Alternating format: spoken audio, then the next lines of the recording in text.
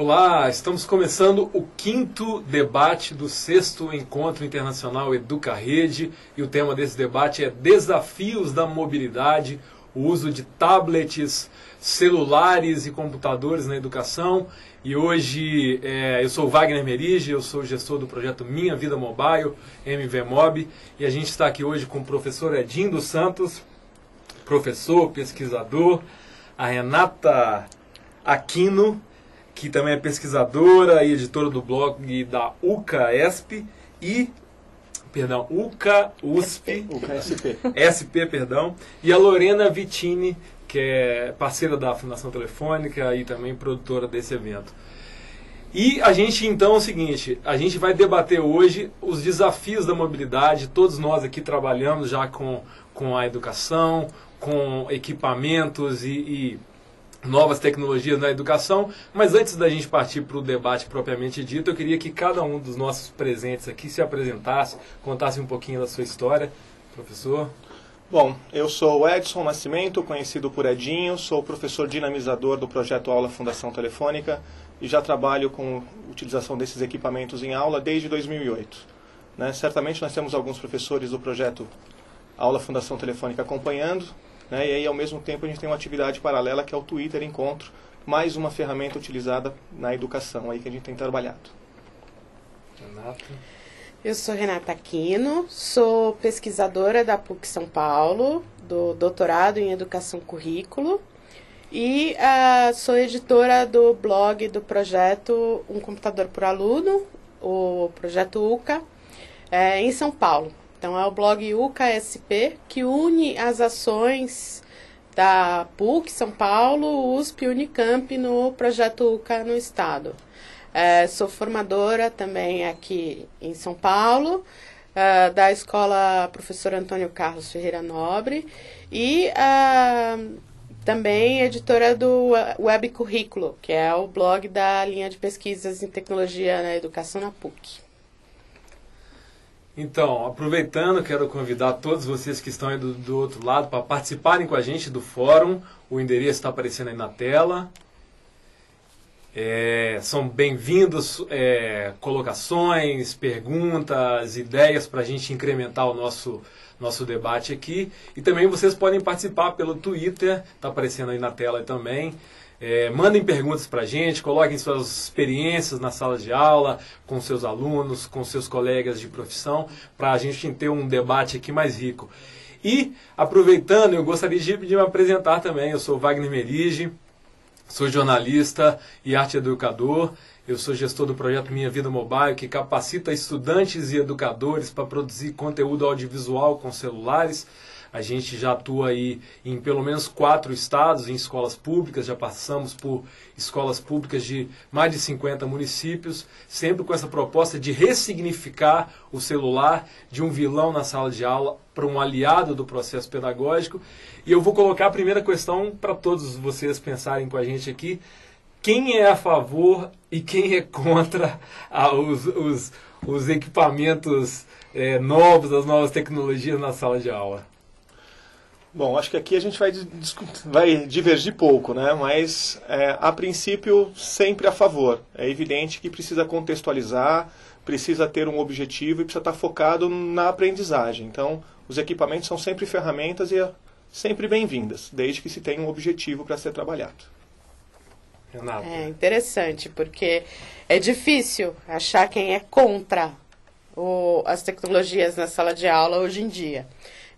Recentemente, inclusive, a gente tem visto matérias nos jornais sobre a escolha da escola no segundo semestre, Os pais estão vendo aí, aliás, para o primeiro semestre já de 2012, e a tecnologia é um grande destaque, principalmente as tecnologias móveis, os tablets estão entrando nas escolas, E é difícil achar hoje a escola que diga que não gostaria de ter tecnologias, Mas a gente sabe que, na verdade, existe ainda um trabalho a ser realizado para que a tecnologia esteja na sala de aula e possa estar inserida num contexto pedagógico, possa ser realmente aproveitada.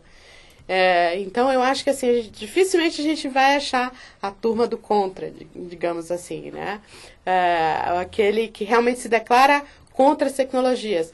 Mas a gente vai ter que realizar um trabalho com professores e alunos para um bom aproveitamento dessas tecnologias, e especialmente das tecnologias móveis, né, que são tão novas e tão desafiadoras. A gente pode, Renata, não encontrar muita resistência. Eu acho que todo mundo está percebendo as vantagens e as possibilidades. Mas a realidade é que, como um grande número de educadores ainda não tem nem computador em casa, a percepção que a gente tem, especialmente quando a gente está propondo trabalhar com celulares na sala de aula, e obviamente quando a gente está trabalhando com celulares, a gente vai trabalhar com a internet, com as redes sociais, com os blogs também, a percepção é que, por falta de conhecimento, por falta de domínio dessas novas linguagens, muitos tendem a não querer trabalhar essas coisas na sala de aula, né? É uma realidade por ter, talvez, aquela dificuldade de, se começar a trabalhar, os alunos que já dominam muito mais, vão colocar eles numa situação um pouco indelicada para resolver as pendências. Como vocês veem isso? Eu acho que, além de tudo isso que vocês falaram, tem a questão que o professor tem que sair da sua zona de conforto e buscar uma capacitação. Ficar, eu sou a favor, eu acho legal, lindo, maravilhoso, mas não usar, é muito tranquilo. A pessoa também precisa assumir que falta essa condição e buscar capacitação. É fácil? É tranquilo? Não. Mas precisa sair da zona do conforto. Por outro lado, é preciso pensar na tecnologia também, e quando se fala de mobilidade, isso é muito importante no aspecto de inclusão digital dos projetos de tecnologia na educação, né? A tecnologia móvel, ela é uma tecnologia barata, acessível, né? A última pesquisa do Comitê Gestor da Internet trouxe um aumento cada vez maior do uso de celulares no Brasil, né? E, por sua vez, os tablets e os laptops educacionais, eles são desenhados para baixo custo, né? E para utilização que se chama, né, de a todo tempo, né? Então, o laptop educacional é feito para o aluno levar na mochila, né? Ele tem uma alça. Então, ele é feito para a inclusão digital também. Isso significa que o professor também terá mais acesso a esses dispositivos. O professor no Projeto UCA, ele tem acesso também aos laptops, ele pode desenhar projetos, né, envolvendo até os alunos em suas casas. Ele pode, por exemplo, pedir para o aluno fazer um vídeo em casa no fim de semana. A Federal do Rio Grande do Sul trabalha muito com isso. Então, esse aspecto, eu acho que é o essencial da gente pensar na tecnologia móvel. A inclusão digital faz parte da mobilidade também, para a tecnologia na educação. E o professor, ao mesmo tempo que ele tem realmente que sair da sua zona de conforto, procurar capacitação, o professor ele precisa planejar a sua aula, eu acho, acima de tudo.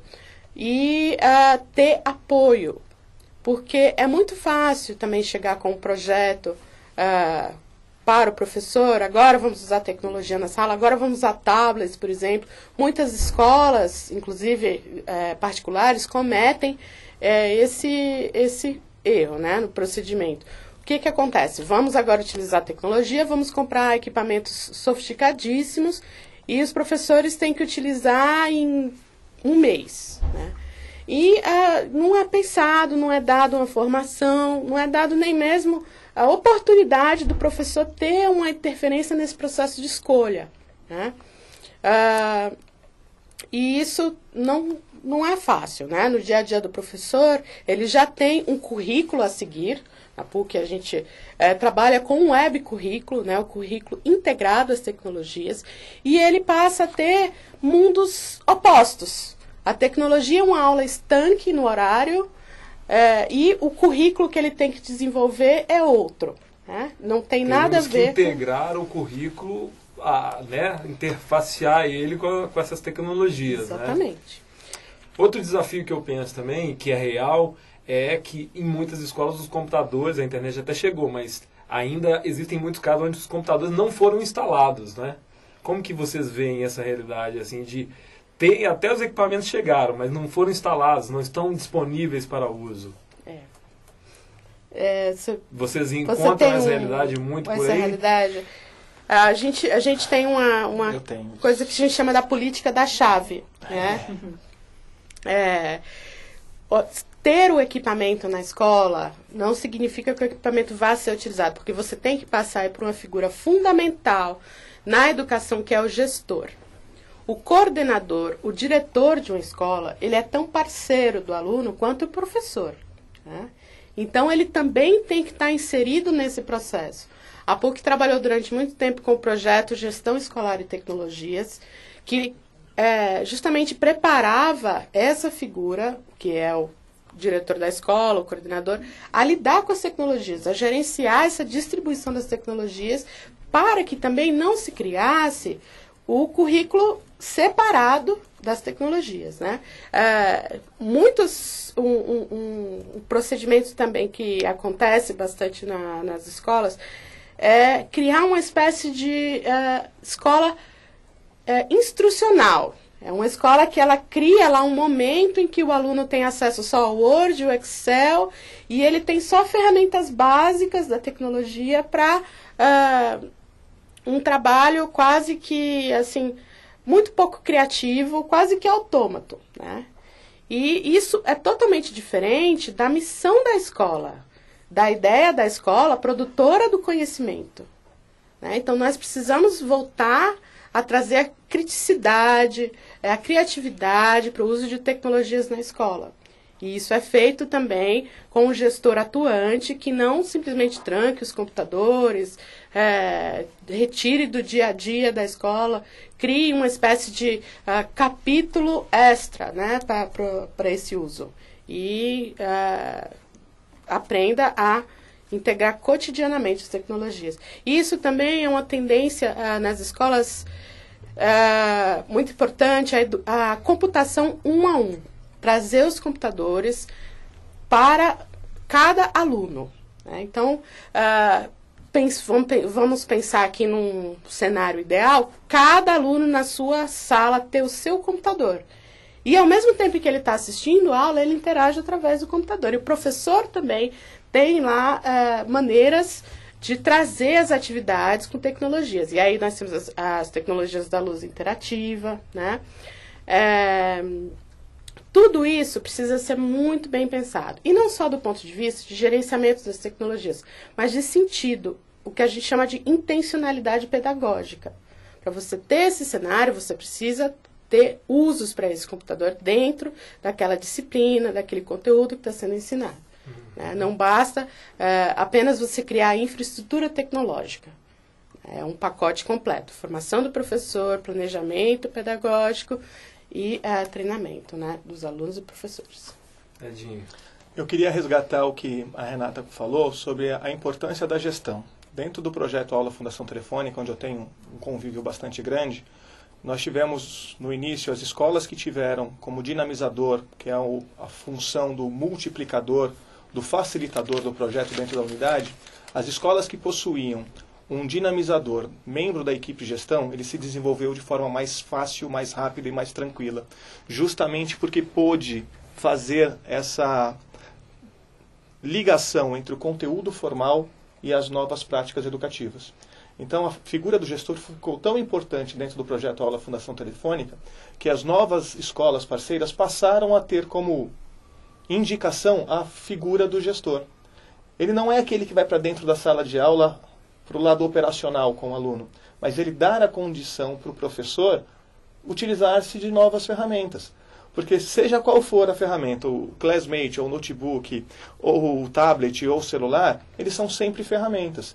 E aí é o que a Renata disse, não adianta eu simplesmente ter o equipamento e ir para lá. Se eu não planejar, minha aula vai ser ruim. Da mesma forma que numa aula tradicional, se eu não planejar, a aula vai ser ruim. Então os professores precisam meio que se desassociar que, eu não sei fazer. Mas quando você foi a primeira vez para a sua sala de aula com lousa e giz, também talvez você não soubesse fazer. Então a importância de buscar novas situações e acreditar. levar um tablet, levar uma máquina com equipamento à internet dentro da sua aula, te coloca, professor, numa situação de não ser mais o dono da verdade. Você vai ter que, naquele momento, mediar as situações. E muitos professores não estão dispostos a isso. Às vezes eu falo demais do professor porque eu sou um professor. Eu estou dentro de sala de aula todos os dias e eu sinto isso de alguns colegas. São todos? Não. Mas ainda existe uma aversa. Entendeu? Por quê? Eu tenho minha aula montadinha de muitos anos atrás, para que eu vou buscar uma aula nova? Eu vou ficar com essa aulinha aqui 15, 20 anos.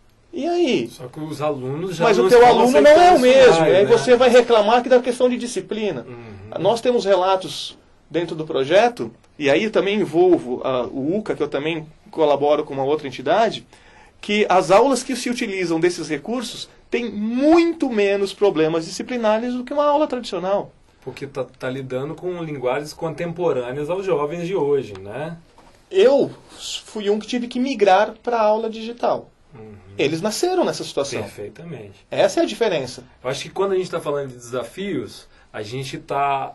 Eu acho que o primeiro grande desafio é levar o celular e a internet para dentro da sala de aula. Mas a gente já tem um segundo desafio, que é o celular, que hoje, para muitos jovens, já está virando o primeiro computador, pela convergência de todos os aplicativos no celular. E se a gente comparar, pegando um dado de maio desse ano, da Fundação Getúlio Vargas e da Anatel, a gente em maio tinha cerca de 212 milhões de celulares no Brasil e 85 milhões de computadores, somando residências e casas. Ou seja, o celular, de fato, virou uma ferramenta presente na vida de todos nós, não só de jovens. Ele também é o escritório de um pedreiro, de um pintor, porque facilitou a vida de muitos desses profissionais. Então a gente temos dois grandes desafios, né? Primeiro é levar essa coisa que da internet, do computador, que já está há muitos anos, mas que ainda não avançou tanto quanto a gente gostaria ou poderia dentro da sala de aula. E em segundo momento é como lidar com esse equipamento. Queria ouvir de vocês como que é o celular no dia a dia de vocês e na relação deles com os outros colegas, com os alunos. Bom, eu sou professor da rede estadual paulista. E nós temos uma lei aqui no nosso estado que proíbe a utilização do telefone celular dentro das escolas. E aí vai aquela história, mas o telefone celular ele não é só utilizado para comunicação, vou ligar para alguém. Como você disse, tem uma série de aplicativos que eles estão dentro do mesmo equipamento. Então, até onde eu entendo, eu não posso utilizar aquele aparelho para fazer ligações. Mas eu posso utilizar, desde que contextualizado com a aula, para utilizá-lo como uma ferramenta. Alguns exemplos. Outro dia eu me deparei com uma situação do próprio atividade proposta no caderno do professor e dos alunos, que eles deveriam ensaiar uma coreografia. Eu sou professor de educação física, e eu tinha uma turma lá com 40 alunos, turmas de 4 alunos. Quantos aparelhos a escola deveria disponibilizar? Aparelhos para tocar CD ou para colocar o pendrive, a escola ia precisar disponibilizar para um ensaio numa aula. Será que todas as instituições têm essa condição? E como eu ia conseguir as músicas que os alunos precisavam? De que forma? Uma situação tranquila para mim foi conversar com os alunos e eles usaram como media player, né, os seus aparelhos celulares. Outro dia nós utilizamos isso para fazer uma entrevista, para gravar uma entrevista. Entendeu? E sem contar a questão do que se utiliza para fotografias. E aí a gente converte essas mídias todas dentro do próprio aparelho para fazer edição. E aí as situações são grandes. Então é possível usar. Entendeu? A gente comentou antes daqui da história de não vamos usar para esconder a sujeira debaixo do tapete. Então eu não quero que use para o aluno não filmar que o professor estava fazendo nada. Eu não quero que use para não filmar que fulano brigou com fulano ali na rua. Mas isso é porque a gente também está pensando nos lados ruins dele. Mas e que é preciso educar para saber usá-lo, né, nessas situações de outra forma. Me fale uma ferramenta que não tem o lado bom e o ruim. Uhum, perfeitamente. Na PUC, nós temos lá no nosso grupo de aprendizagem com mobilidade, né, pesquisa de diversos dispositivos. Então, laptops educacionais, tablets, celulares, né? E é muito interessante ver como alguns dilemas se repetem, né? Eles são reinterpretados conforme o dispositivo. Um dilema muito importante é a questão da exposição, né? Que é algo muito, muito evidente no celular. O celular, ele trouxe uma exposição do cotidiano da escola, como os laboratórios de informática, por exemplo, não trouxeram. A gente já tinha aí um problema nos laboratórios de informática, que muitas instituições educacionais escolhem bloquear seus computadores. Então, seu laboratório de informática é uma espécie de mundo limitado, em que o aluno só tem acesso a alguns sites, né? Com celular isso é impossível. Como é que uma instituição educacional vai bloquear os celulares dos seus alunos? Como é que ela vai impedir que os celulares entrem na sala de aula? Como é que o professor vai lidar com esses celulares na sala de aula? Né? A gente já sabe que a gente tem outros problemas com celulares na sociedade tão graves quanto o da escola, né? Os limites na escola, que é a questão dos bloqueadores de presídios, né? Esse é um debate muito forte na nossa sociedade. Agora, quando a gente está falando do celular na escola e dessa questão da exposição do aluno, a exposição do professor, né? Ela é uma recontextualização do próprio debate da exposição do professor na internet. Muitos professores escolhem não ter blogs porque tem medo do que pode acontecer se ele publicar um texto num blog. A gente ainda vive isso, né? Hoje, em 2011, tendo os blogs surgidos em 96, né? Por outro lado, isso é interessante porque a gente entra na questão da ética digital, né? De que, sim, é preciso preocupação com o que se publica, com o que se produz, com o que se registra, né?